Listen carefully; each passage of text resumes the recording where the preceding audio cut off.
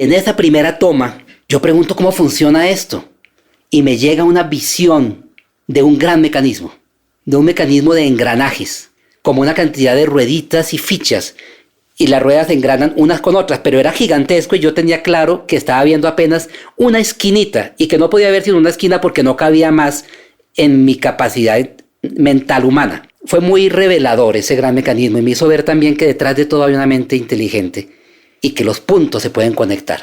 En marzo del 2023 publiqué una entrevista con Juan Carlos Torres titulada Discursos presidenciales y plantas sagradas.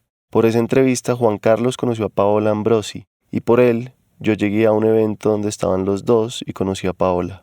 Porque más allá de que las medicinas nos hayan servido en la vida como un camino de despertar, somos todos medicina. Y esta medicina que trajimos de México, que se llama Paola Ambrosi, es una medicina poderosa y llena de amor.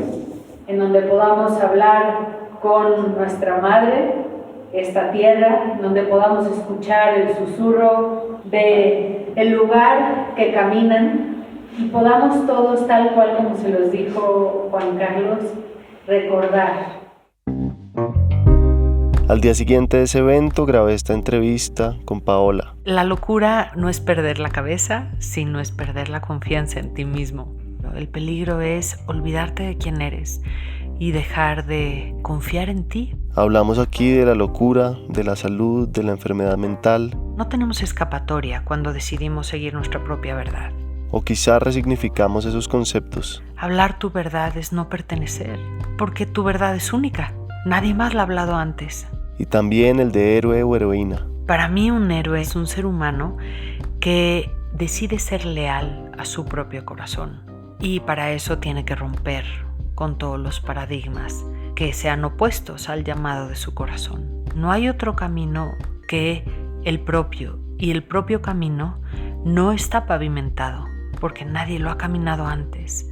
Hablamos de cómo Paola pasó de ser esa niña modelo durante su infancia, en la que hacía todo perfecto y seguía los pasos del catolicismo, y luego construía una carrera profesional que la llevó hasta ese llamado éxito. El éxito en el mundo occidental, una persona normal, exitosa, es una persona que está enferma de avaricia. En términos otra vez de la gran maquinaria gris, pues tenía todo el éxito que la maquinaria dice que puedes tener, ¿no? Sin embargo, mi corazón estaba profundamente solo, vacío. Lo que yo sabía que era mi destino no lo estaba pudiendo cumplir. Hasta que escuchó un verdadero grito de su corazón. Si esto es lo que hay y para esto es la vida y vivir, entonces sácame de aquí. Para mí es muy importante poder ser oídos, voz y corazón para las personas para las que el resto de la humanidad ya no tiene tiempo o que les da miedo.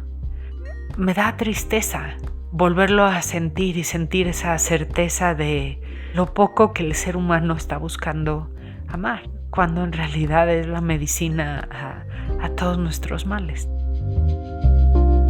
Bienvenidos al Topo, un podcast de entrevistas con personas que tienen formas de vivir y pensar fascinantes. Tenía ganas de entrevistarte hace rato y quería empezar eso, como contando por qué estamos acá, en qué estábamos ayer, si puedes resumirlo brevemente, y ya, de ahí yo empiezo a preguntar. Ok, pues creo que estamos aquí por magia cósmica, por pura sincronía. Bueno, me llegó el contacto de Juan Carlos Torres a través de mi esposo por accidente. Yo buscando una persona que pudiera entender de una perspectiva colectiva de la humanidad y los psicodélicos, fue que apareció el nombre de Juan Carlos Torres, del Búho, y entonces ahí hice el contacto con él y fue como si nos conociéramos de otras vidas. O sea, enseguida conectamos, él estuvo en México, lo invité y en una cena en la casa, así literal, en una charla de amigos donde estaban pues muchos del grupo que hoy están aquí y de todo lo que ocurrió ayer, fue de pues vamos a Colombia, ¿no? Y pues está buenísima la idea y vamos a Tena, no, padrísimo, y hagamos otra, ¿no? Edición de La Tortuga y el Búho, va, padrísimo. Todo fue así en la charla de la cena y al final Pues hoy todo eso se hizo realidad, estamos aquí, estamos en Bogotá. Ocurrió ayer una charla preciosa sobre la humanidad, el destino del hombre como tal, o del humano, ¿no? Por decir algo. Y bueno, siempre esta sinergia con Juan Carlos, pues la disfruto mucho, ¿no? Yo creo que ayer se los mencionaba, pero me interesaría que quedara ahí para todas las personas de Latinoamérica que puedan escuchar esto, que hoy en día hay un llamado muy fuerte a el alma de América Latina.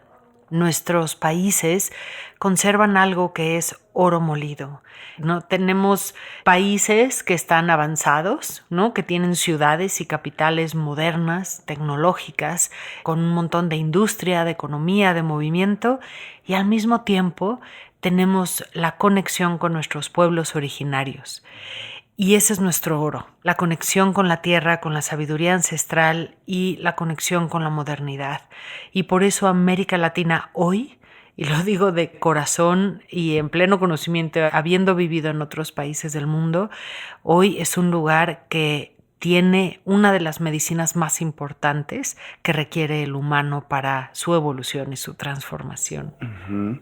Bueno, y ahí para poner en contexto, sí, ayer en el evento del búho y la tortuga, que no sé si es un evento, una ceremonia, una charla, un viaje, todas las anteriores, eso sí, tú y Juan Carlos recordaron. Yo siento que lo que hicieron ahí fue darnos información que todos sabemos, tenemos, buscamos, pero pues que sí, es un evento muy especial, muy único, y sí, a través de, no sé, de la sabiduría que ya tienen, digamos, cómo funcionó, qué hubo detrás de cámaras de ese evento, o simplemente les fluye conversar así. Y recuérdame también por qué fue que buscaste a Juan Carlos. ¿Buscabas a alguien que usara? Alguien que hubiera tenido experiencias con plantas sagradas, Uh-huh. con enteógenos, ¿no? Psicodélicos, y que tuviera una visión sobre el impacto colectivo del uso de las medicinas y las plantas. Uh-huh. No solamente sus propias experiencias personales, sino alguien que, pues quizás un hermano de alma que pudiera ver lo que estaba yo sintiendo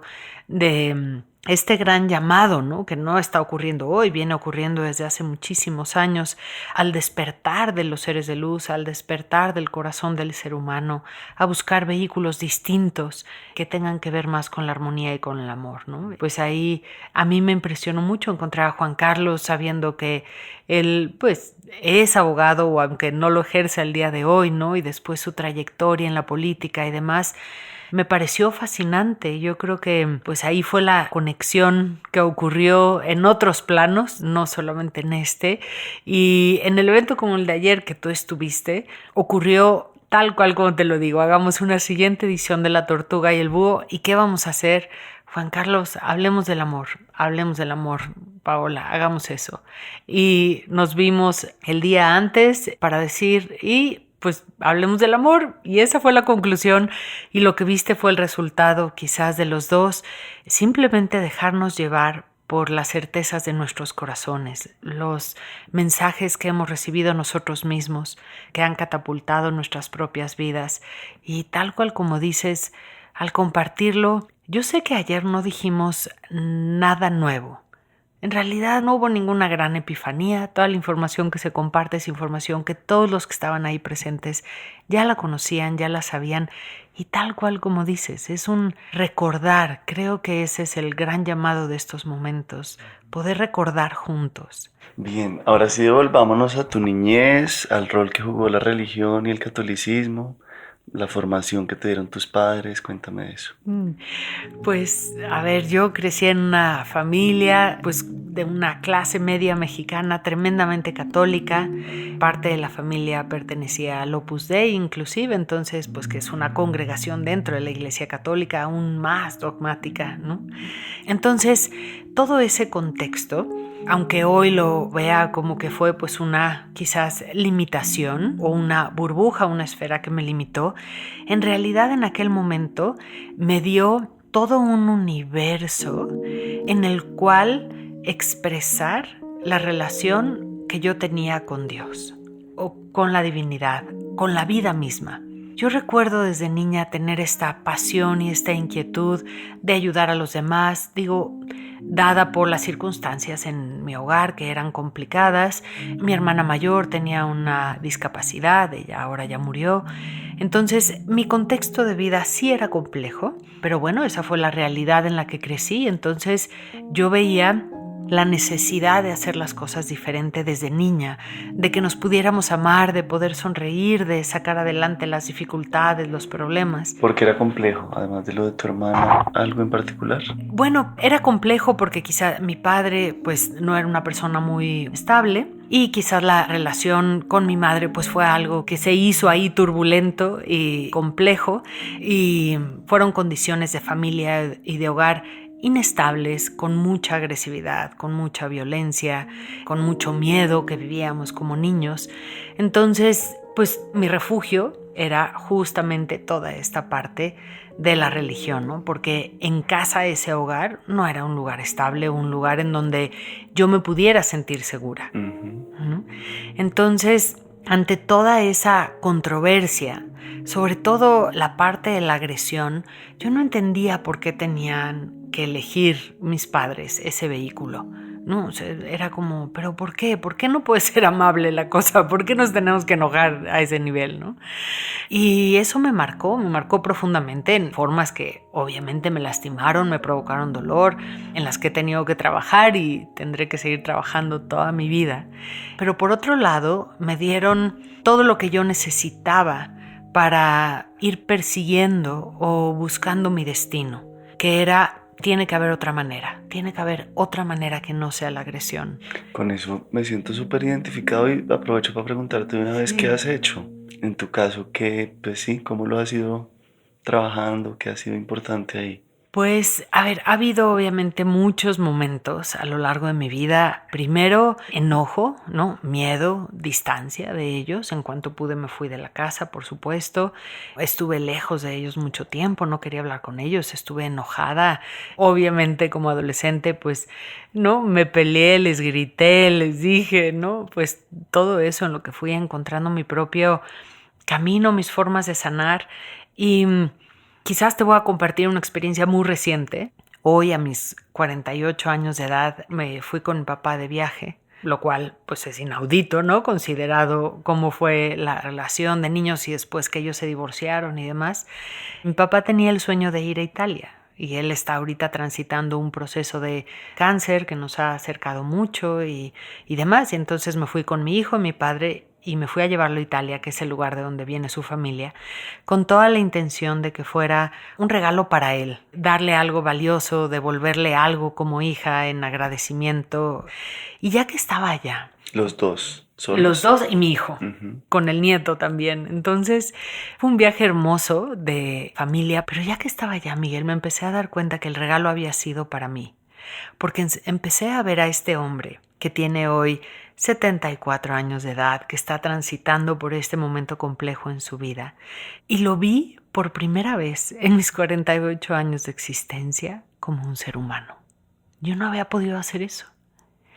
Y te lo digo y se me llenan los ojos de lágrimas, se me conmueve el corazón porque no sabes el dolor que se tiene en el corazón de yo no haberme dado la oportunidad a mí de ver a mi padre como un ser humano antes, de verlo como alguien que me debía algo, que me había provocado dolor, alguien con quien yo estaba enojada. Y ahí me di cuenta, este es simplemente un ser humano que entregó todo lo que pudo, que claro que entró en caos, ¿no? A la hora de que se encontró en una realidad con 4 hijos que mantener, no en un matrimonio, en una relación de pareja, con una hija con una discapacidad, se les murió un hijo ahí entre mi hermana y yo, ¿no? Las dificultades de la realidad.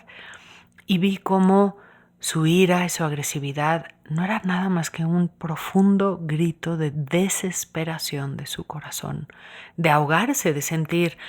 ¿qué está pasando? ¿Cómo resuelvo esto? Él tenía 21 años cuando toda esta historia empieza en su realidad, ¿no? Entonces pude ver obviamente también y comprender su contexto, su infancia, ¿no? La agresión que él sufrió en manos de su padre, que fue atroz, terrible, ¿no? Ya unas generaciones antes, inclusive, pues son cosas terribles. Y pues mi abuelo lo maltrató de una manera espantosa. Entonces claro, pues él actuó con el lenguaje que él conocía, él actuaba a través de su dolor, a través de sus heridas. Y sabes, Miguel, tuve momentos mientras caminábamos por las calles de Italia y lo veía con su nieto y pude empezar a ver todas las cualidades que están en mí, que vienen directamente de él. Qué hermoso. Y ahí respondiste la pregunta y creo que me la respondí yo también, que es un llamado, un reclamo de amor, como un desespero porque no, pues sí, tienen dolor, no hay nada más. No hay nada más, es su dolor, no es personal. Yo no creo que un padre realmente busque hacerle daño a un hijo. No, es simplemente a veces su propio dolor los ahoga y nosotros estábamos pasando por ahí de alguna manera, ¿no? Gracias por eso. Bien, si quieres volvamos al recorrido y a la búsqueda espiritual, entonces del catolicismo. ¿Qué sentiste? ¿Cómo era tu relación con Dios en ese momento, con la divinidad y cómo ha evolucionado? Pues, a ver, yo lo disfrutaba muchísimo, Miguel, mucho. Me la pasaba en retiros, cada vez que tenía oportunidad me iba a la capilla de la escuela, rezaba y yo tenía experiencias que hoy, en retrospectiva, te puedo contar y describir. En aquel momento yo no era consciente de que estas eran experiencias distintas. Yo pensaba que todo el mundo tenía la misma relación con Dios. Entonces yo me sentaba y yo lo escuchaba hablarme de regreso, yo lo sentía cerca, yo tenía una confianza plena en que la Virgen María me cuidaba, me protegía, me metía dentro de su manto, que nada me iba a pasar mientras ella estuviera ahí. En retiros, después de hacer esta adoración al Santísimo que se hace en el catolicismo, ¿no? De la hostia consagrada y demás, tuve experiencias en donde veía al Cristo bajar de la cruz y sentarse a mi lado y lo sentía. Y yo corría con las monjas y les decía, ay, acaba de venir Jesús y me habló y ellas me daban palmaditas y me decían, ay, qué niña tan devota, qué linda eres, ¿no? Entonces de ahí que yo dijera, pues tengo vocación. Ellas me decían, esto es porque Dios te ama y tienes vocación. Pues yo no tenía otro contexto, ok, tengo vocación, pues eso es, ¿no? Ese es mi llamado. Entonces la verdad es que fue un vehículo hermosísimo y Miguel fue un espacio que me protegió de ensuciar mis experiencias espirituales creyendo que pudieran ser algún tipo de locura o enfermedad o dudar de ellas. El catolicismo fue un territorio seguro, se valía hablar con Dios, se valía que Jesús bajara de la cruz, nadie decía Paola está loca o está teniendo una alucinación, nadie me llevó con un psicólogo para ver por qué rezaba tanto, entonces me protegió. Ahora, cuando ocurre la ruptura con el catolicismo, en este momento crítico, cuando quiero estudiar medicina y me dicen que eso ya no se puede porque Dios no permite ciencia y estar consagrado. Pero hasta ese momento entonces, devota y empezaste a estudiar, o el momento de escoger la carrera, ¿fue ese quiebre? Ese fue el quiebre, exacto. O sea, yo tenía clarísimo, recuerdo desde niña, voy a ser médica y me voy a las misiones, ¿no? Y ese era mi sueño de vida. Y ser monja. Y ser monja. Entonces, cuando llega el momento, ya estoy terminando la preparatoria y hago la inscripción a la universidad y todos esos trámites para iniciar y también muevo todo para irme al convento, entonces ahí es en donde eventualmente me confrontan y me dicen, pues no puedes las dos, o te unes al convento o te metes a medicina. Y esa fue una fractura de alma, de verdad fue mi primer divorcio real, porque era toda mi vida. Y a mí se me cayó y se me desmoronó el mundo al ver que ellas, como lo entendí yo en ese momento, le rezan a un Dios diferente que al mío. Pero definitivamente el Dios en el que yo creo de ninguna manera tiene una restricción en que yo me eduque. No estamos hablando del mismo ser. Entonces, para mí no te lo puedo explicar. Yo creo que fue la primera vez que recuerdo con nitidez, quizás el espíritu de lo que yo llamo Paola, ¿no? ¿Quién es Paola, no? ¿Quién es este cuerpo, esta identidad, este ser humano? Y hasta antes, igual y yo era una borrega de la familia o de la religión, o no, ya ves que uno se va haciendo metamorfosis y se mimetiza con sus familias y demás. Y eras una niña obediente, tranquila, todo bajo las reglas. Todo, no, exacto. Paola no rompía una sola regla. Ajá. Yo era la consentida, la mejor, calificaciones bien, en la casa bien, todo era todo perfecto. Y ese fue uno de los primeros momentos donde me di cuenta de, Paola tiene una voz. pero yo misma me intimidé de la fuerza, de la certeza interna de que mi Dios no podía querer que yo fuera ignorante. Y a pesar de que el catolicismo era mi mundo entero, tuviera yo el valor de decir, ok, pues entonces no me puedo consagrar, me voy a meter a estudiar medicina. Y eso fue lo que hice. ¿Y hiciste la carrera completa ya desde el lado como científico? ¿Ahí no, te alejaste o no? No, la dejé a medias y después me cambié a psicología. Ah, ¿verdad? Pero sí, siempre me enfoqué y siempre me ha gustado tener ese pie en el lado científico. Para mí hay algo que es muy importante y creo que ocurrió con esa ruptura con el catolicismo. Mi fe tenía que convertirse en certeza, no en ignorancia. Mi fe no podía decir no sé. Mi fe tenía que estar basada en certezas.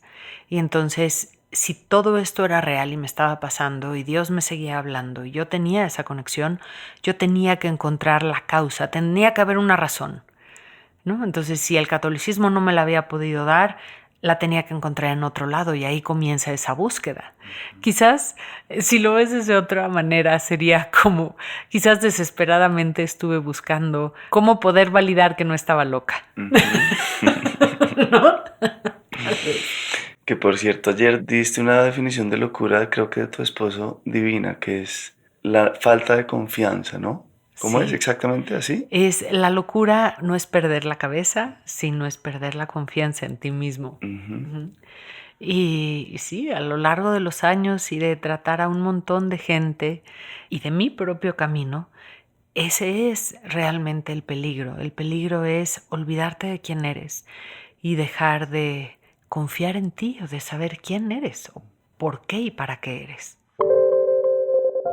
Bien, sigamos ahí con el recorrido. Entonces estudias psicología y sí, cómo cambian las creencias ahí. Lo del catolicismo sigue, digamos, nunca tuviste como un rechazo tampoco o una pelea o sí.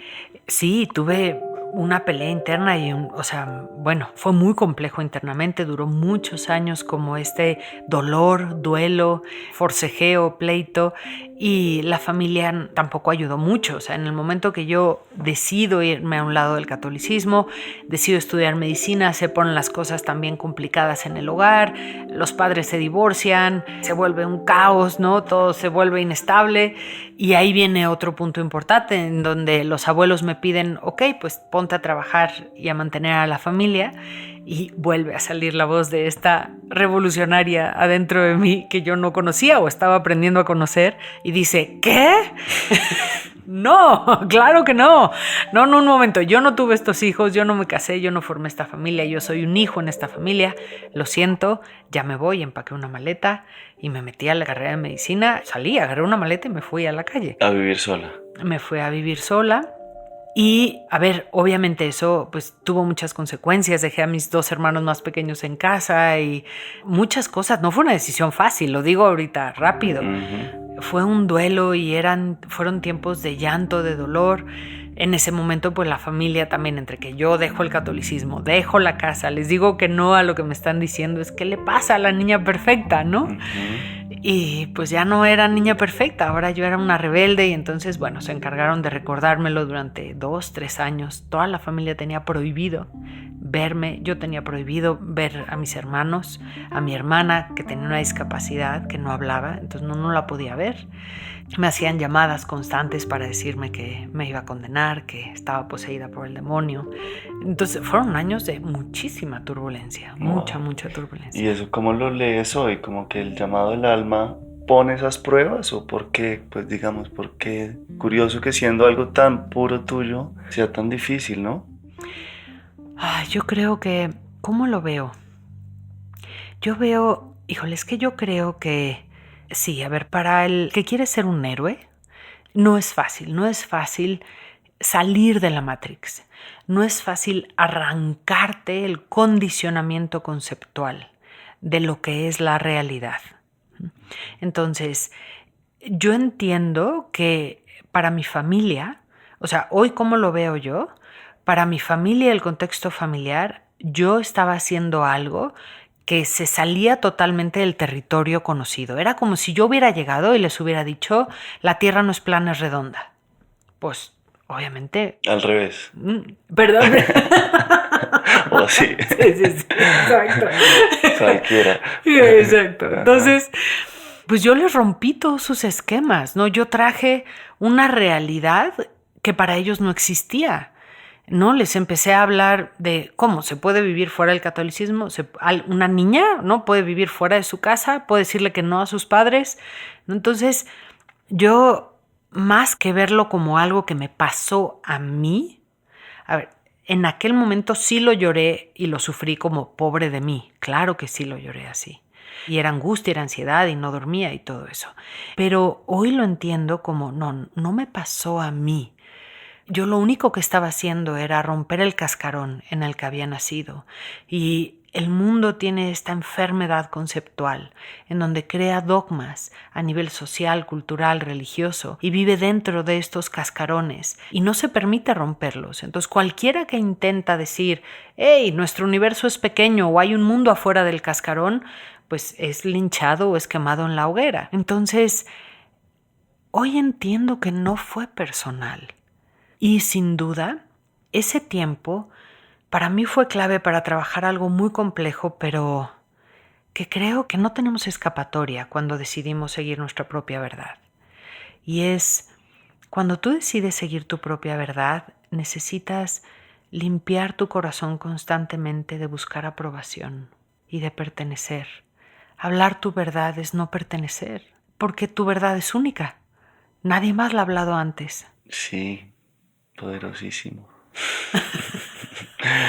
Sí. Volvamos a lo del héroe, sí creo que ahí lo dijiste igual, pero sí tomé notas ayer de lo que decías del héroe, como alguien capaz de saltar al vacío, como ¿cuál es la definición de un héroe para ti? A ver, ¿qué fue lo que anoté?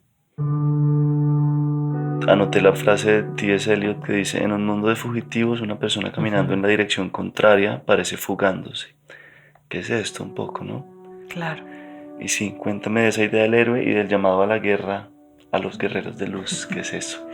Ok, pues para mí un héroe es un ser humano que decide ser leal a su propio corazón y para eso tiene que romper con todos los paradigmas que sean opuestos al llamado de su corazón.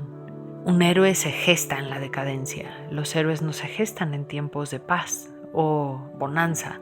Se gestan en los momentos de escasez, de decadencia, de oscuridad, como los que estamos viviendo hoy en día en la humanidad.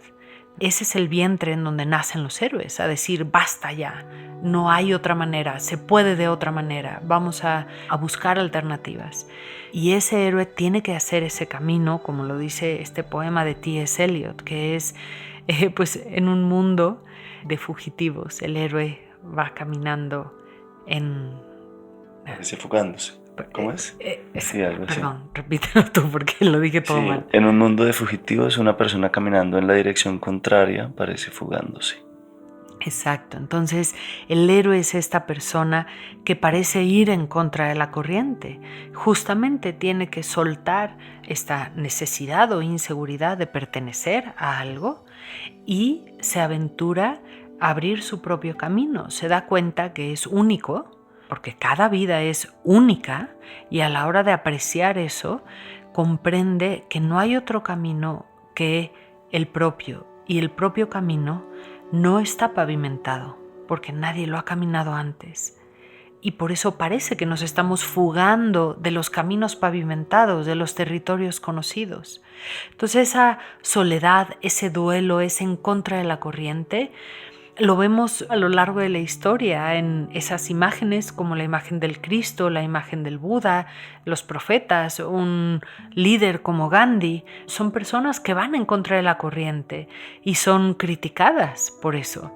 Margaret Thatcher lo menciona de otra manera y ella decía que una vida en donde no has creado enemigos, bueno, también es un poema justamente de T.S. Eliot, pero es una vida que no ha valido la pena. Y se refiere a esto, es cuando uno a todo mundo le dice que sí, cuando uno accede a todo lo que le imponen, no está siendo un héroe. El héroe dice, no voy a seguir creyendo esas mentiras, no voy a matar a mis compañeros porque a ti político te conviene. Y entonces encuentra su propio credo, alza la voz y empieza a abrir ese territorio, ese terreno de su propio corazón. Bueno, volvamos a la psicología transpersonal, a Stanislav Grof. Si no hay nada ahí que nos hayamos saltado importante. Lo de Barcelona viene después. Ok, entonces, ¿cómo llegaste a la psicología transpersonal específicamente? ¿Qué es? Y si puedes, hablemos ahí de la salud mental, de esto que alcanzamos a mencionar, de las etiquetas y las enfermedades mentales y en qué estamos ahí. Bueno, pues la psicología transpersonal llegó a mí por accidente, al igual que la mayoría de las cosas en mi vida. Yo no sabía qué estaba buscando, solo sabía que necesitaba algo que pudiera ser de puente entre las experiencias que yo seguía teniendo espirituales y todo lo que yo entendía a nivel psicológico y científico de qué era la mente, qué era un ser humano, ¿no? Y no había encontrado realmente aún algo que pudiera hacer de pegamento de estos dos extremos. Seguía yo sintiéndome partida en dos. O seguía la parte científica o seguía estas profundas experiencias místicas, chamánicas, que me seguían ocurriendo. Y aclaro, porque pues tocaremos el tema, creo, de las plantas sagradas, hasta este momento en absoluta sobriedad.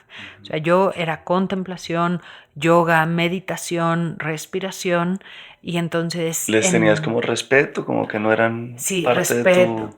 Pues respeto y dogma, porque recordemos de dónde vengo, y entonces obviamente en mi contexto eso estaba pues totalmente mal, equivocado, son drogas, no se tocan. Y a pesar de que ya en estos momentos yo estaba profundamente adentrada con comunidades indígenas, en curanderismo, chamanismo, herbolaria, y veía el uso de las plantas sagradas, pues en mi cabeza, ¿no? Pues un paso a la vez. Mi cabeza no podía quitar la etiqueta de son drogas, no se tocan. Entonces yo era muy dogmática internamente, ¿no? Como uno, pues todo lo que criticamos nos volvemos nosotros, y entonces yo eso no lo tocaba.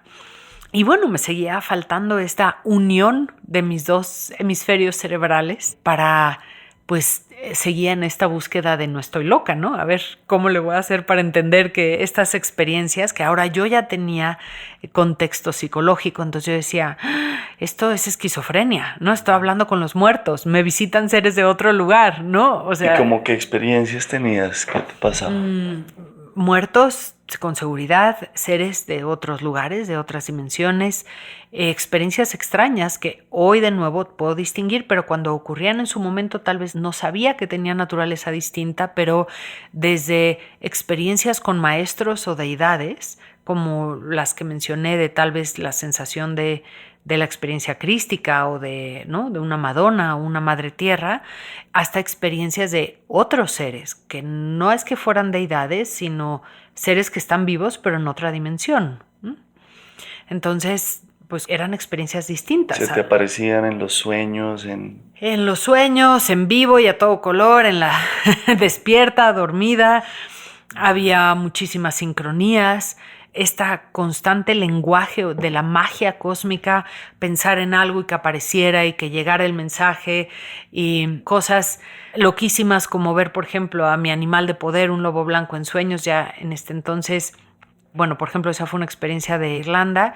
A la mañana siguiente, una persona tocar la puerta del lugar donde yo vivía, decirme estoy tratando de buscarle un hogar a un lobo híbrido, y enseñarme una foto idéntica del lobo blanco que yo había visto la noche anterior, ¿no? Entonces de pronto ahí estoy y tengo un lobo blanco que vi en sueños, que era mi animal de poder interno, pero ahora está aquí en la 3D, físicamente lo tengo en mis manos, ¿no? Entonces ese tipo de experiencias eran difíciles de conciliar. Entonces este territorio de, pues, que me internen en un psiquiátrico, ¿no? Porque ya no sabemos. ¿Que eso cómo se ve? Si un médico así ortodoxo tradicional lo ve como esquizofrenia, ¿o cuál es ese? Totalmente. Yo creo que yo tuve mucha suerte porque fui en mis momentos de crisis importantes, obviamente fui con un psiquiatra y me senté y yo le dije, doctor, estoy muy mal, necesito que me medique, ¿no? Yo se empezó a reír, me dijo, ¿por qué?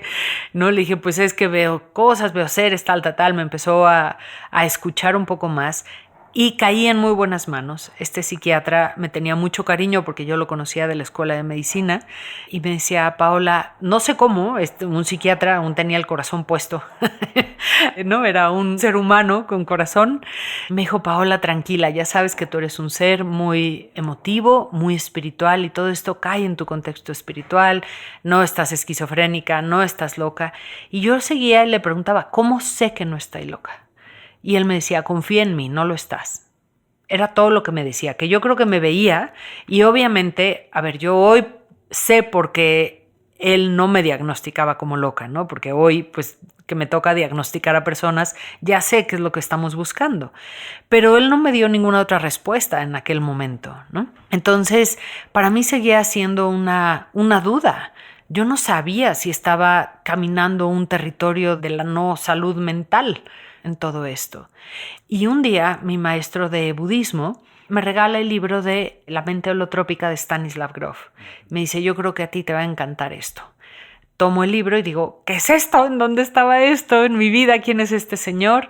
Obviamente me metí de lleno a estudiarlo, a ver qué hacía, y ese fue el primer bloque que empezó a construir el puente de unión entre misticismo y ciencia. Entonces, para mí Stan Grof es el padre de la psicología moderna. Nos va a tomar muchísimos años reconocerlo, pero definitivamente es un parteaguas en la psicología.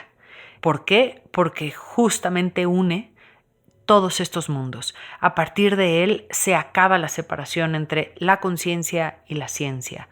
Se vuelven una sola en el estudio del ser humano. Claro, me faltaba un recorrido largo porque Stan Grof llegó a todas estas conclusiones a través del uso terapéutico de LSD-25, que está considerado como una droga ilegal. Sin embargo, cuando salió al mercado, no era una droga ni era ilegal, era un medicamento que se utilizaba en hospitales psiquiátricos para estudiar a los pacientes.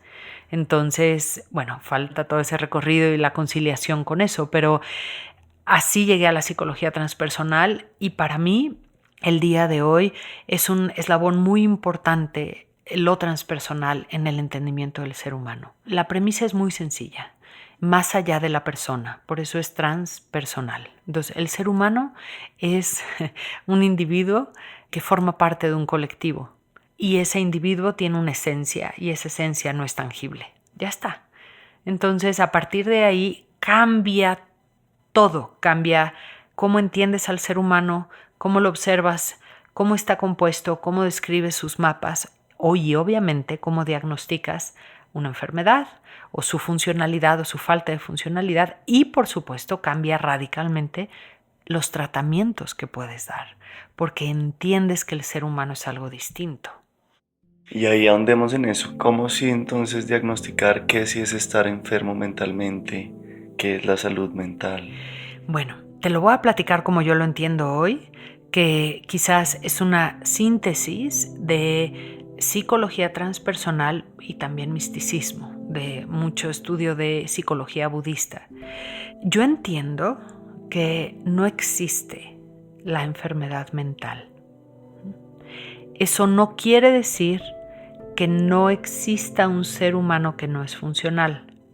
¿Okay? Entonces, para mí es muy importante cambiar la etiqueta y el estigma de hay enfermos mentales, al igual que hay enfermos emocionales o que el cuerpo está enfermo. Para mí la palabra enfermedad es algo que nos hace mucho daño para el tratamiento y la resolución de lo que está ocurriendo.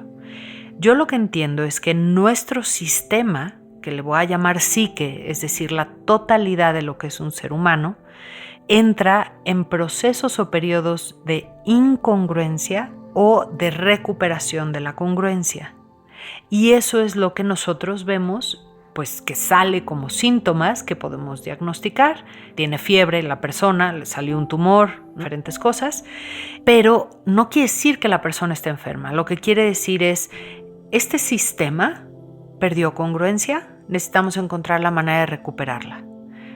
A veces esa pérdida de congruencia es tan grande y tan profunda que nos lleva a la muerte, ¿sí? Claro que sí.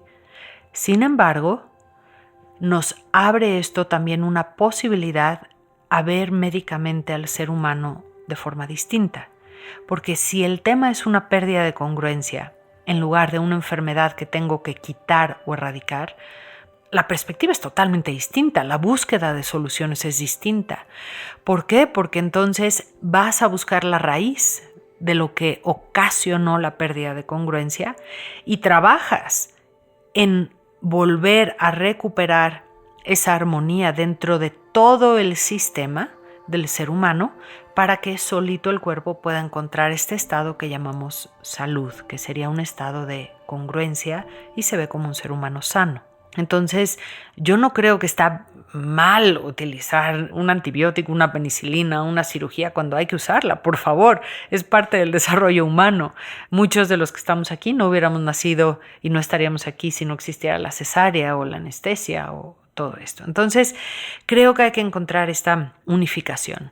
Ahora, por ejemplo, los procesos de fiebre en el cuerpo, los procesos de gripa, los procesos de diarrea, son momentos en donde el cuerpo de manera natural entra en un periodo de incongruencia para recuperar la congruencia. Porque el cuerpo no es algo estático, es un organismo vivo en constante movimiento. Entonces, cada vez que hay una presión sobre alguno de los sistemas, el cuerpo entra en estrés, se empieza a autorregular y crea un proceso de inflamación interno que no es una enfermedad, es un proceso de curación del propio cuerpo.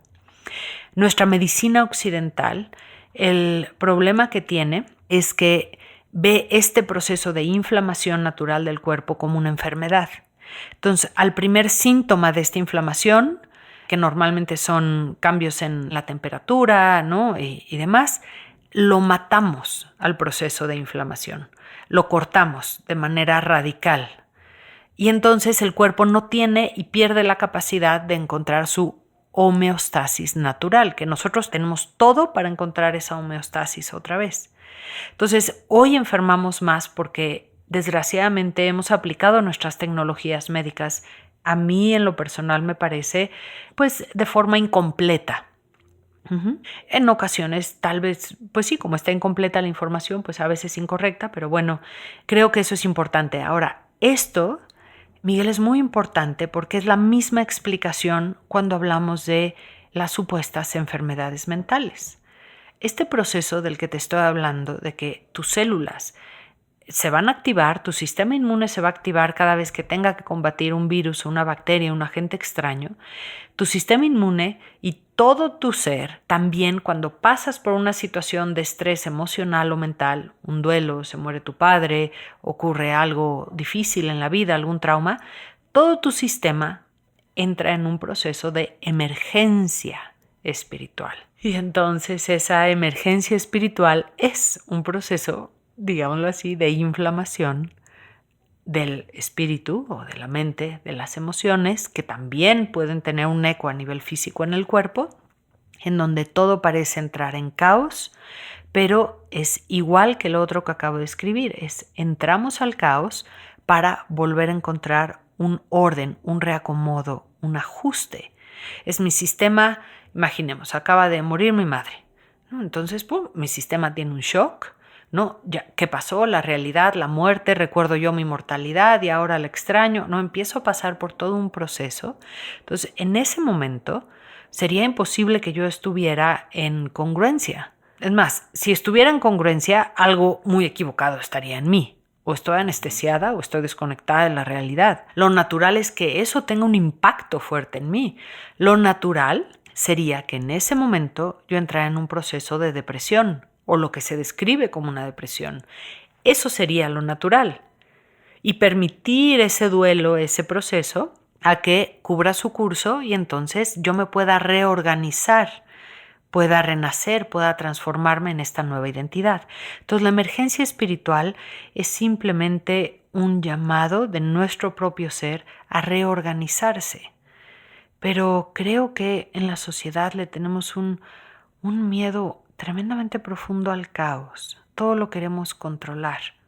Y hay dos puntos claves en el ser humano que creo que necesitamos incorporar en nuestra psicología, en nuestra medicina, para dar espacio a estos procesos de congruencia, del cuerpo. Y esos son flexibilidad y permeabilidad. Entonces tienes un sistema, estoy hablando constantemente de un sistema, una psique.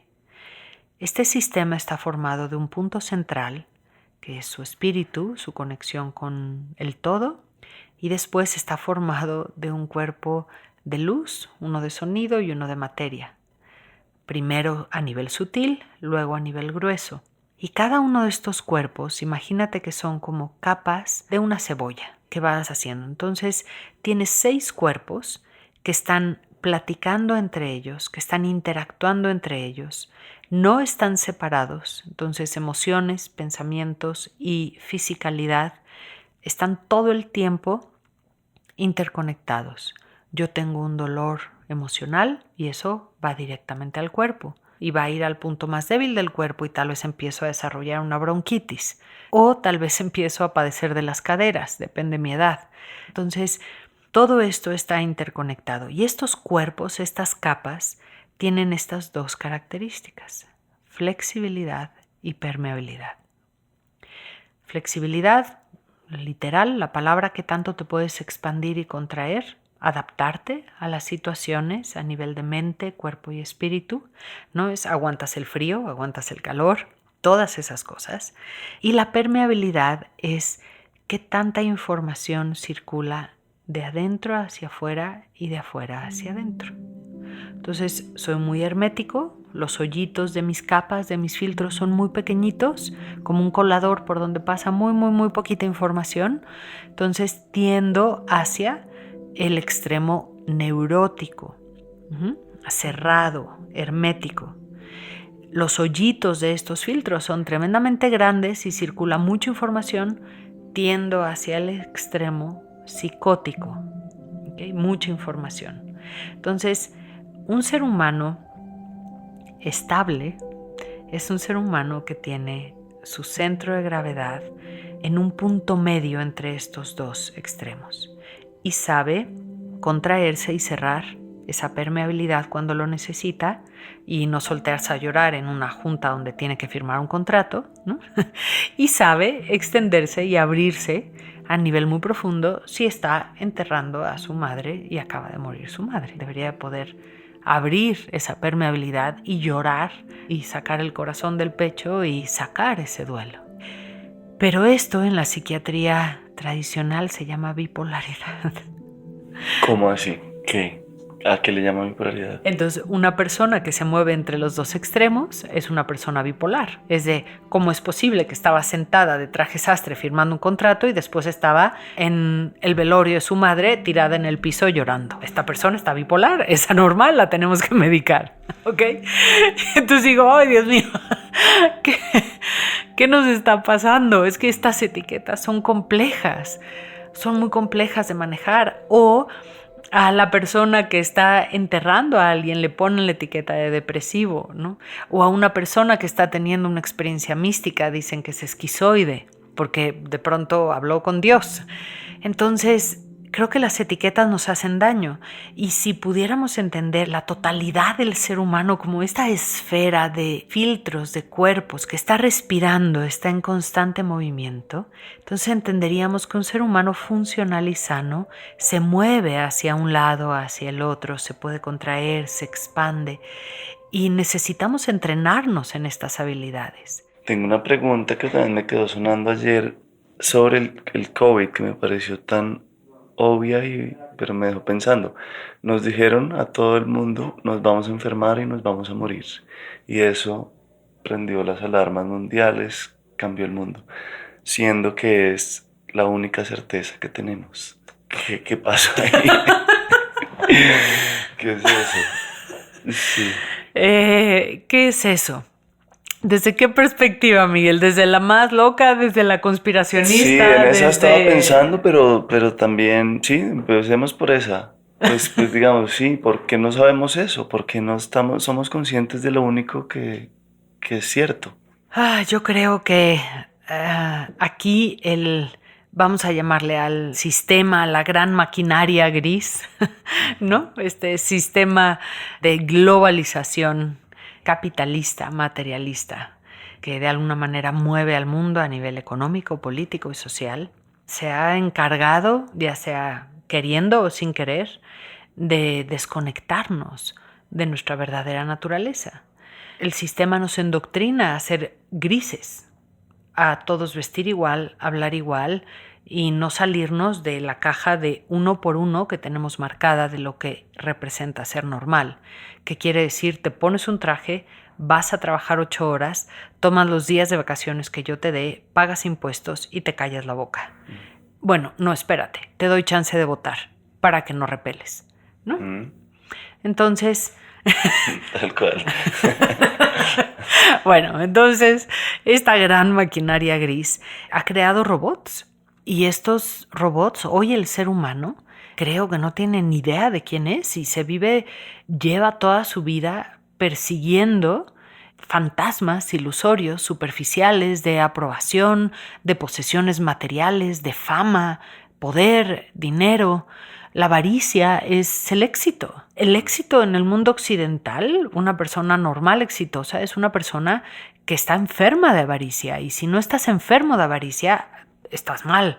Algo te pasa porque no quieres una casa más, otro coche más, porque no quieres abusar de tus empleados. Entonces, creo que sería muy importante hacer un ejercicio profundo de comprender estos sistemas que hemos construido a lo largo de los años y el daño que han hecho y que han provocado. Tanto que al día de hoy un ser humano nace y muchos de ellos no se cuestionan, no se dan cuenta, no piensan que es temporal la vida que tienen y que van a morir. Y lo ignoran al 100%. La medicina, la sociedad, todo va al revés de la enfermedad y el envejecimiento. Todo es no envejezcas, vive para siempre. Si te enfermas rápido, corta la enfermedad, quítatela. Entonces, es como si todo el movimiento de la atención mundial es hacia vivamos una mentira. La mentira de que la vida es permanente, lo cual no está ahí. Pero no está ahí desde hace mucho tiempo, Miguel. Yo creo que esta pandemia ha sido un gran regalo desde podernos abrir la mente y el corazón otra vez para, por lo menos, hacernos la pregunta: ¿qué es un ser humano? ¿Qué es la vida? ¿Qué es vivir? Yo creo que es una obligación que tenemos como seres humanos. Volver a despertar a la verdadera naturaleza de la realidad. Dejar de estar peleados con que nacimiento, dolor, placer, envejecimiento, enfermedad y muerte son parte de tu vida, de la mía y de la de todos los seres de este planeta. Gracias. Wow, muchas preguntas, muchos temas pendientes. Tengo una que es como más pragmática. ¿Cómo vives tú un día? ¿Cómo eres feliz? ¿Cómo toda esta sabiduría te afecta para bien y para, pues, te hace parte de tu vida, digamos? ¿Cómo haces para ser feliz si lo eres? Y sí, me da curiosidad, es como tu vida diaria, cotidiana. Bueno, pues la vida diaria a veces es compleja. Hoy tengo un hijo pequeño y entonces se pone complejo cuando pues estoy trabajando y tal vez atendiendo cosas en medio de dimensiones en el mundo de la psicología transpersonal o de las plantas sagradas y tengo que salir de esa ceremonia o ese evento a la cola de la escuela de mi hijo, ¿no? A decir, vengo a recoger, ¿no? a René, y entonces estás ahí volteando a ver a la gente y es otro mundo. Entonces, esa cotidianidad, hoy me río, ¿no? Me sonrío. Yo en lo personal aprecio muchísimo poder, por ejemplo, cocinar, limpiar, hacer las plantas de mi casa, hacer jardinería, porque me regresan a lo simple, me regresan a la cotidianidad, me recuerdan de mi humanidad, me dan calma. Me vuelven a conectar con el planeta y me sacan de todas estas dimensiones y cosas de otros mundos. Entonces, eso es lo que disfruto mucho. Soy feliz, yo creo que podría decir sí a veces y a veces no, porque creo que la felicidad va, viene. ¿Tengo paz en mi corazón? Sí. Eso sí. Hay momentos en donde me estreso, me da ansiedad, se me va el sueño porque hay alguna preocupación cotidiana ya sea de algún empleado de la oficina o alguna situación con mi hijo, de bullying en la escuela o lo que sea, claro que me quita el sueño. Mi corazón está en paz. Pero pues mi parte humana está pensando cómo lo va a resolver, tengo el dolor de madre natural, de mi chiquito está sufriendo, qué vamos a hacer, cómo lo vamos a resolver. Entonces creo que esta vida es un arte, Miguel, entre esta tercera dimensión, las cosas más ordinarias y cotidianas, y la conexión que tenemos, que siempre está ahí con el todo, ¿no? Y es un malabarismo de pagar la renta y luego la conexión con la luz y hablar con Dios, y ¿no? Hermoso, eso es lo que quería aclarar, tal cual. Y bueno, creo que hay dos eventos importantes que hay que hablar. La experiencia cercana a la muerte en Barcelona y la primera toma de alguna planta sagrada. ¿Qué pasó primero? ¿Por dónde empezamos? El accidente pasó primero. Entonces estabas en Barcelona trabajando con maquinarias para farmacéuticas, vendiendo. Sí. Acabé después en años de transición en donde ya no me pude pagar los estudios y tuve que empezar a trabajar y demás. Vendía maquinaria de envase y embalaje. Entonces yo estaba en la industria farmacéutica y de alimentos y bebidas. Entonces todas las grandes transnacionales eran mis clientes. Aquí en este momento estaba vendiendo maquinaria que se fabricaba en Barcelona.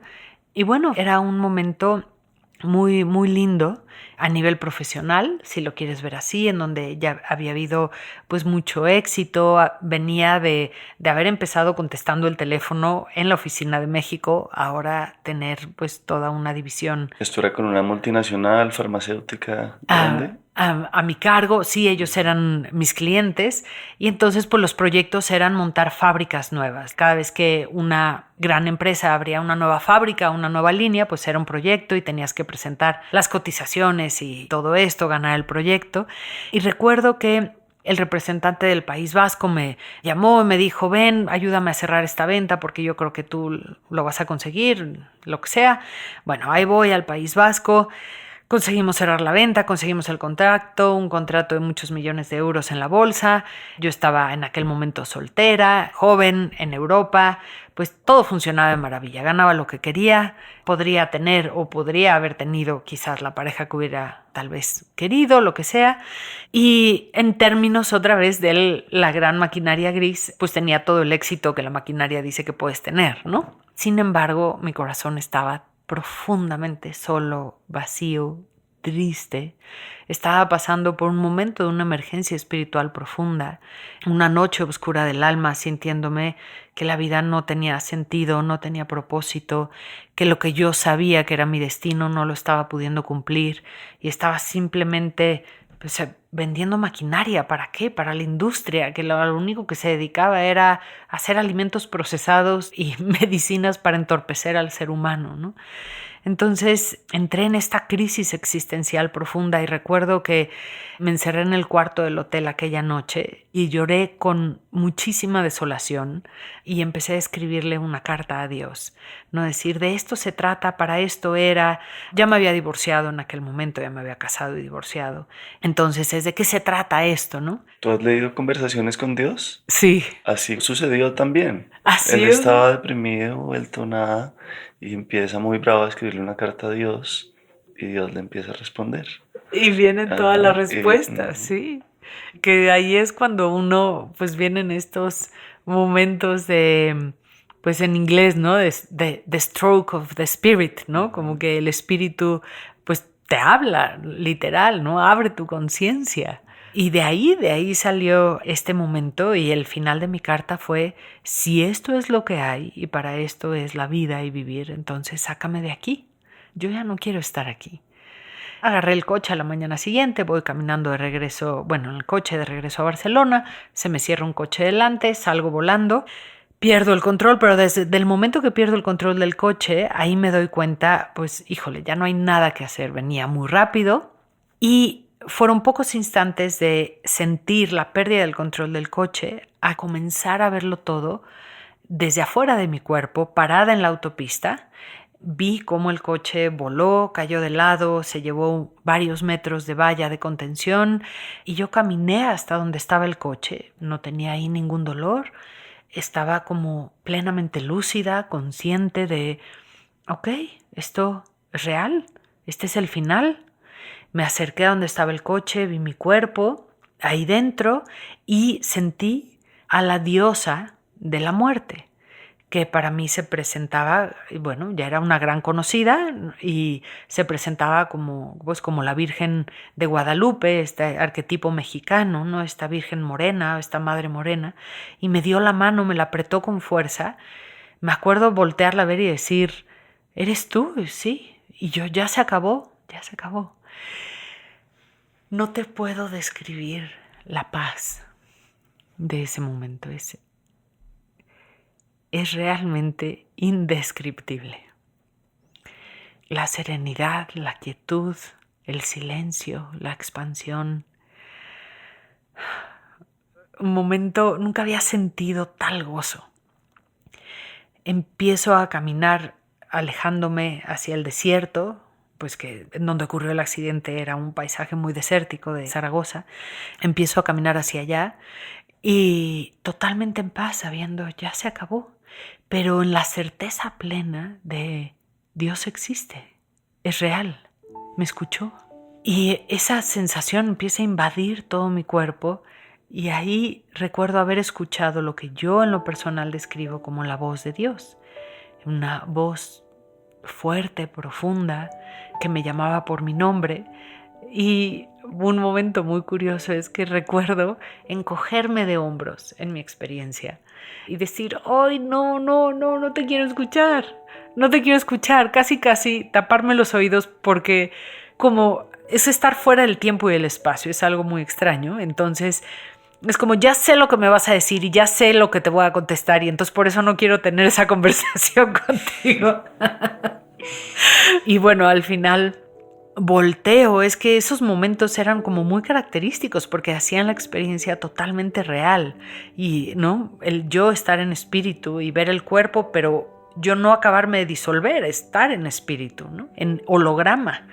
Viéndote accidentada. Claro, accidentada, ¿no? Y escuchando a esta gran voz de la conciencia.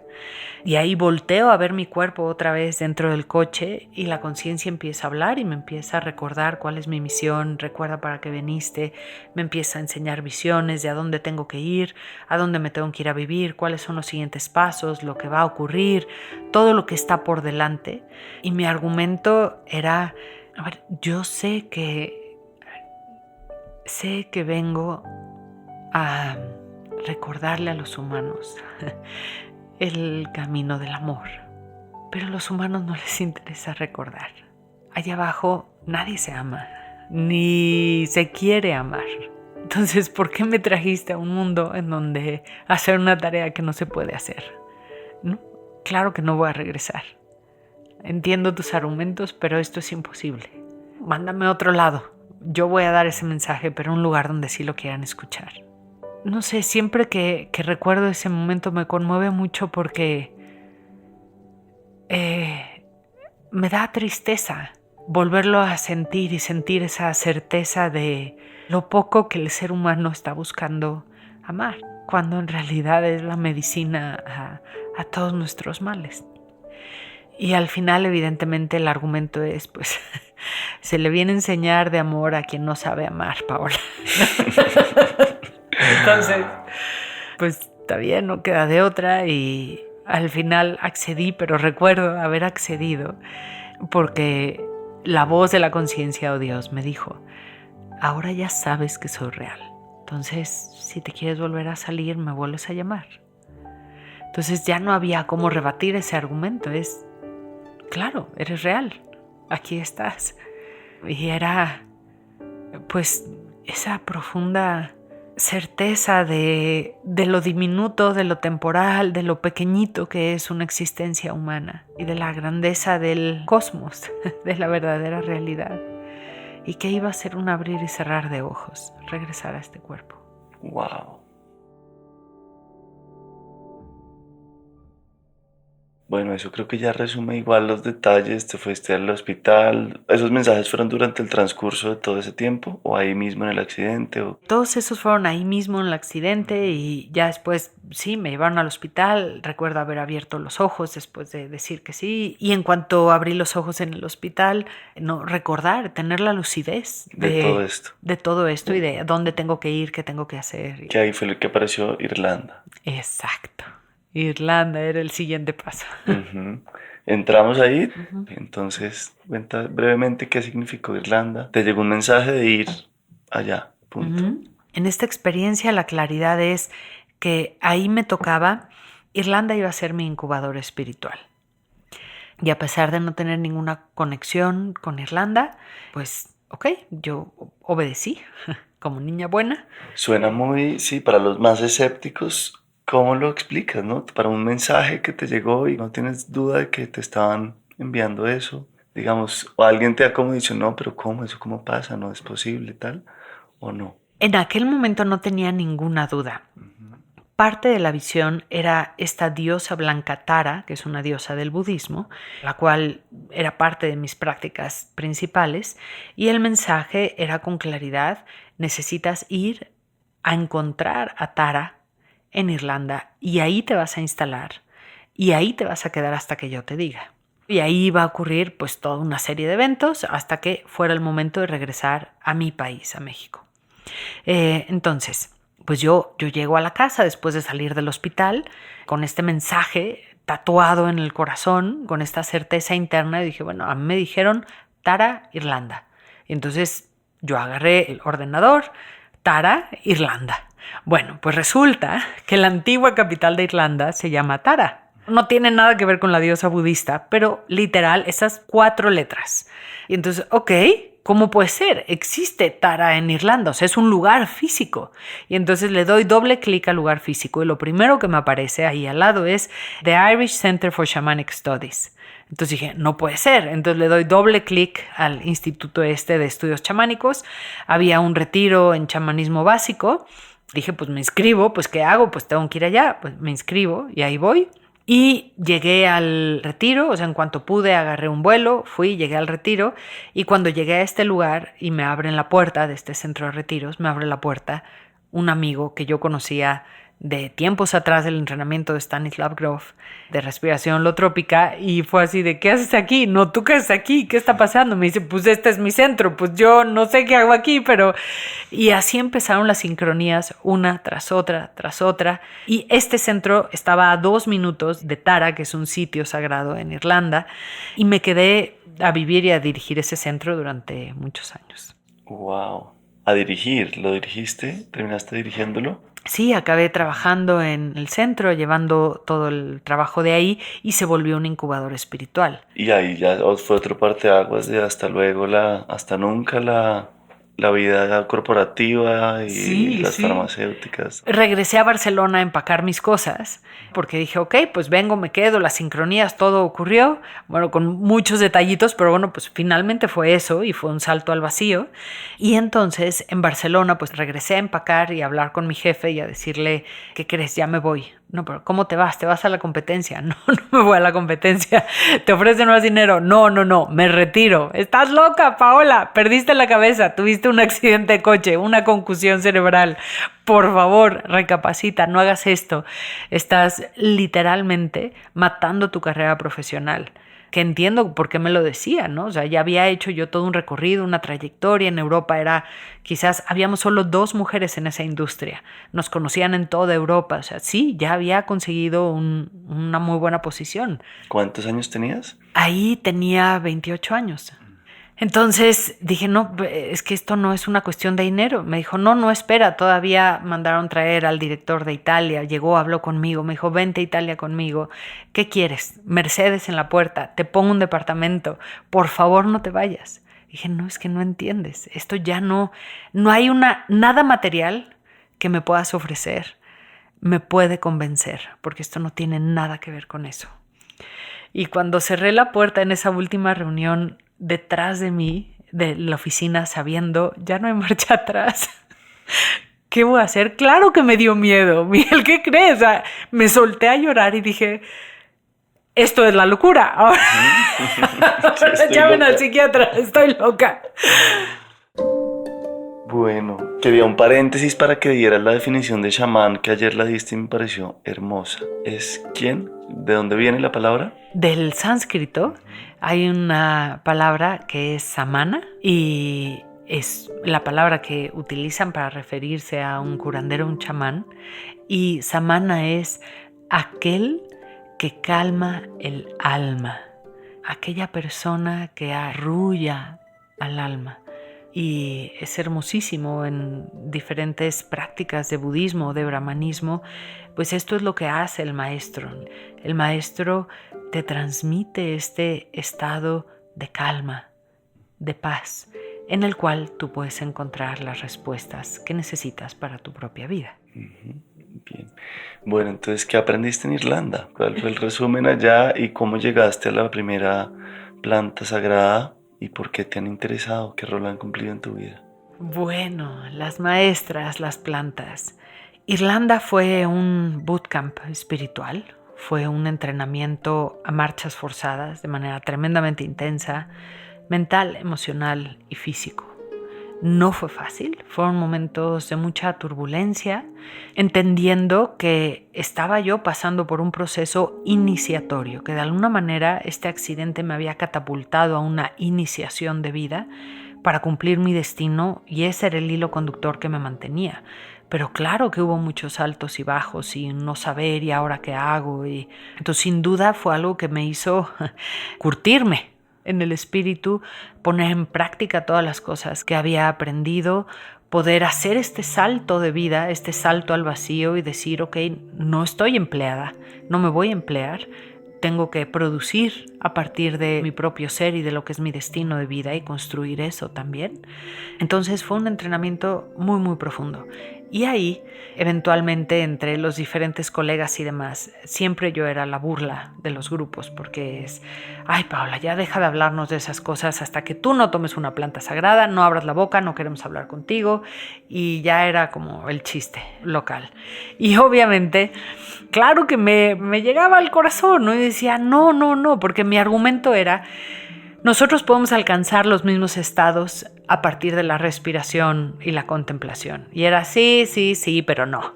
Entonces, bueno, eventualmente dije un día, a ver, ya, está bien, tengo que ir. Una de las excusas que encontré en mi cabeza, en mi cerebro, para poderme contar la historia de tomar una planta sagrada es que me pusieron a trabajar en el departamento de trauma de la seguridad social irlandesa e inglesa y ahí tratábamos muchísimo con adicción. Entonces, pues era constante el tema de las sustancias, la adicción, y yo escuchaba la diferencia de los pacientes que venían de una sustancia, de otra, y empecé a estudiar mucho de todo ese tema y dije, ok, definitivamente a nivel profesional yo tengo que entender lo que están diciendo aquí. Aparte que traía a la escuela de Stanislav Grof y haber escuchado todos estos beneficios de lo que son los enteógenos o los expansores de conciencia. Entonces, decido ir a una ceremonia de ayahuasca. En Irlanda. Y ese fue mi primer encuentro con las plantas sagradas. Y evidentemente en cuanto tomé aquel brebaje, y además me tocó en un contexto muy particular porque era una sesión con la iglesia del Santa Daimi, que es un ritual muy particular, muy específico, luces encendidas, todos vestidos de blanco, un contexto religioso donde había crucifijos en la mesa. Entonces yo decía, esto es el colmo. O sea, dejé la religión católica para venir a tomar plantas y ahora estar sentada en un lugar donde me ponen al Cristo, a la Virgen María delante, pero a través de la ayahuasca decía, bueno, ya, ¿qué más? Mi vida es una locura, esto es un poco más de eso.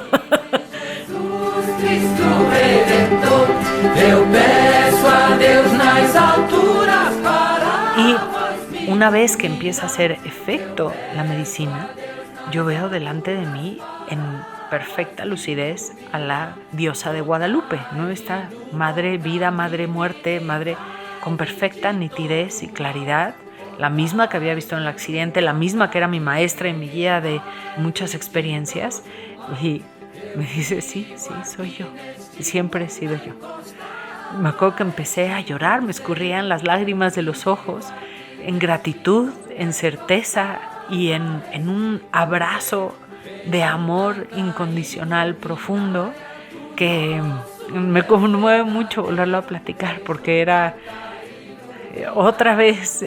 este momento de saber, ¿sabes? En donde todas mis células estaban fundiendo en este saber. Recordé el accidente de coche, estaba otra vez ahí, en holograma, en espíritu, viendo mi luz, abrazada de la diosa madre de la tierra, sintiendo el amor incondicional corriendo como sangre por mis venas, ¿no? Y lo único que pude hacer toda esa ceremonia fue sentarme a agradecer, a rezar y agradecer esa certeza.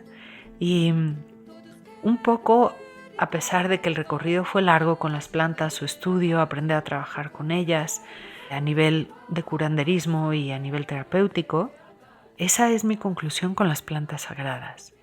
Fueron y han sido y lo siguen siendo la certeza de cada uno de esos pasos espirituales. Han sido el regalo divino de poder ver a través de la ventana de la creación y decir, ok, sí es cierto, ¡pum!, y regresar a casa y seguir y llevar a mi hijo a la escuela y pagar la renta y hacer el día a día.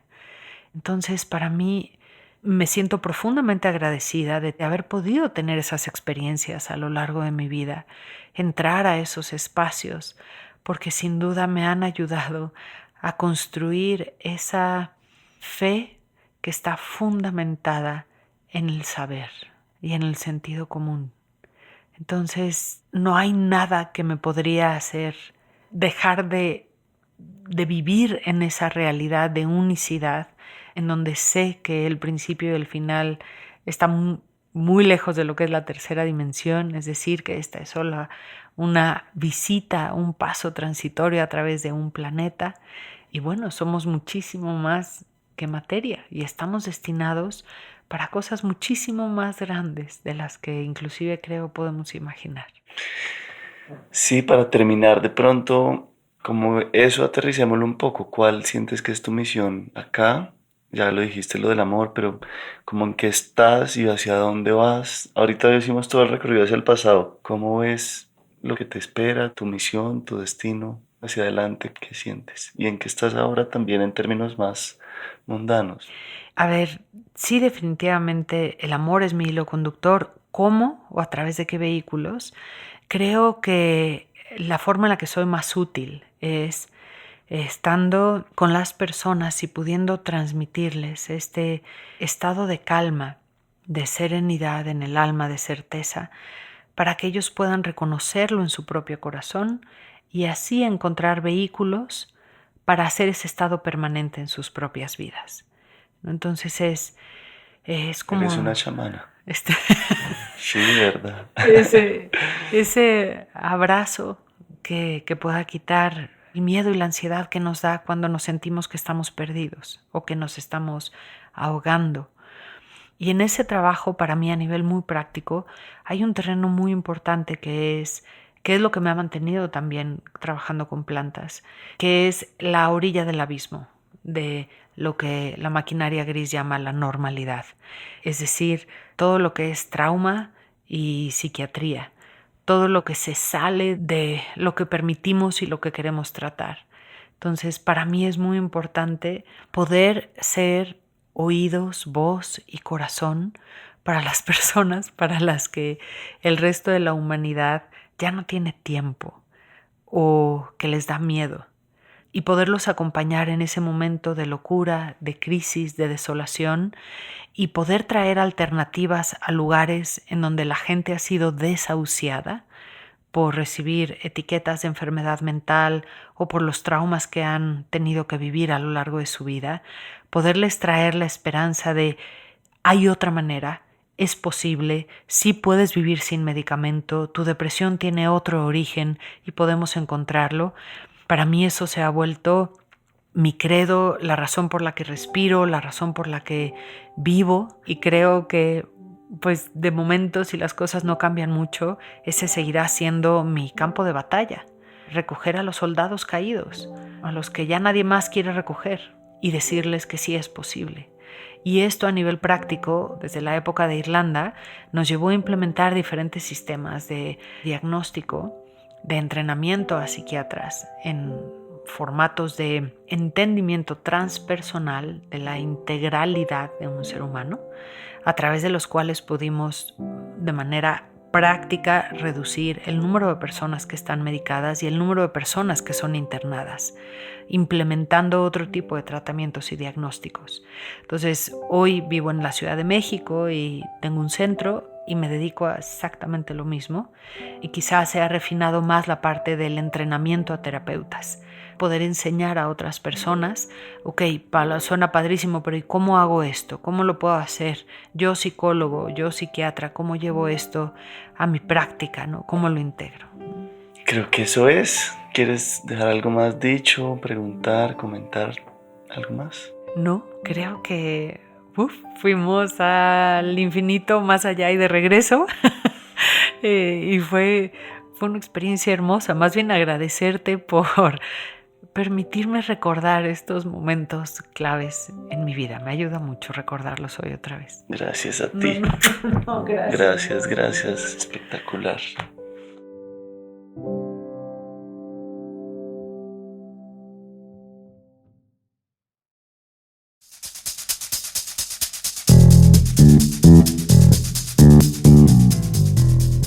El mensaje de Paola no acaba acá. La siguiente entrevista también estuvo encadenada por este diseño perfecto que hay detrás de todo, por ese gran mecanismo que mencionaba Juan Carlos Torres. En el próximo episodio entenderán mejor por qué. El Topo es una producción de La No Ficción. La mezcla y el diseño de sonido de este episodio fue de Valentina Fonseca. La ilustración de la portada y el manejo de las redes sociales está a cargo de Isabela Soto Vallejo y Shaquén Moreno. Divi Guzmán y Guillermo Toro son los encargados del área financiera y estratégica. Mi nombre es Miguel Reyes. Si están interesados en pautar con nosotros, escríbanos y conversamos. Estamos como Podcast El Topo en Instagram y Twitter. Y ya saben, pueden apoyarnos entrando a patreon.com/lanoficción o al link que está en la descripción del episodio. Cualquier aporte que puedan y quieran hacer será siempre agradecido. Gracias infinitas a quienes hacen este proyecto posible, en especial a algunos de ellos que llevan apoyándonos ya varios años, como Adriana Molina, David Azula, Johnny Alexander Gallego, Juan Sebastián Muñoz, María Camila Villarroel, María Juliana Pita y Wolfgang Thomas. Muchas gracias por estar acá.